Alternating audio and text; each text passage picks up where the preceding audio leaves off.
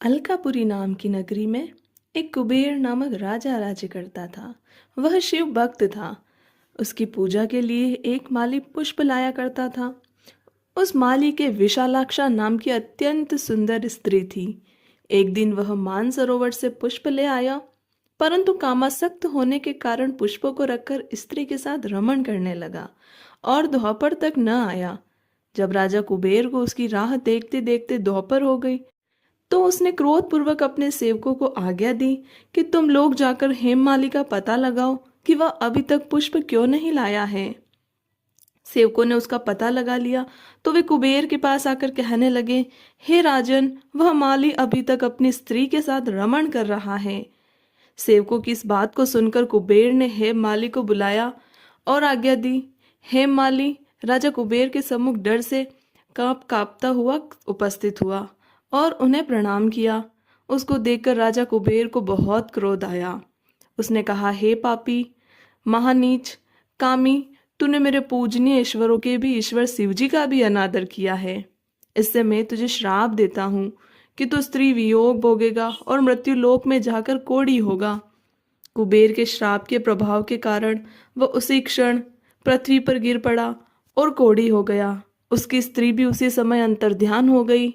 मृत्यु लोक में जाकर उसने महान दुख भोगे, परंतु शिव जी की भक्ति के प्रभाव से उसकी बुद्धि मलिन न हुई और वह हिमालय पर्वत की ओर चल दिया। वहां पर चलते चलते मार्कंडेय ऋषि के आश्रम में पहुंचा। वह ऋषि अत्यंत वृद्ध तथा तपशाली थे। उनको देखकर वह हेममाली वहां गया और उनको प्रणाम करके उनके चरणों में गिर पड़ा। उसको देखकर मार्कंडेय ऋषि बोले कि तूने ऐसे कौन से कर्म किए हैं जिससे तू कोढ़ी हुआ और महान दुख भोग रहा है। इस पर हेममाली बोला, मुनि, मैं यक्षदान कुबेर का सेवक हूँ। मैं राजा की पूजा के लिए नित्य प्रति पुष्प लाया करता था। एक दिन अपनी स्त्री के साथ विहार करते करते देर हो गई और दोपहर तक पुष्प लेकर न पहुंचा। उन्होंने मुझे श्राप दिया कि तू अपनी स्त्री का वियोग भोगेगा और मृत्यु लोक में जाकर कोढ़ी बन जाएगा और महान दुख भोगेगा। इसलिए मैं कोढ़ी हो गया हूँ और यहाँ पर महान दुख भोग रहा हूँ। अतः आप कोई ऐसा उपाय बताइए जिससे मैं इनसे मुक्त हो जाऊं।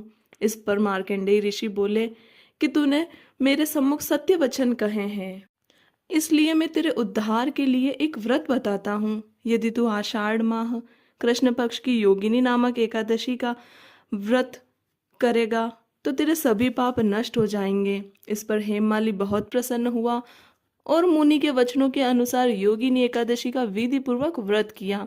इसके प्रभाव से वह फिर से पुराने रूप में आ गया और अपनी स्त्री के साथ विहार करने लगा। हे राजन, इस योगिनी एकादशी कथा का फल 88 सहस्त्र ब्राह्मणों को भोजन कराने के बराबर है। इसके व्रत से समस्त पाप दूर हो जाते हैं और अंत में स्वर्ग मिलता है। राधे राधे।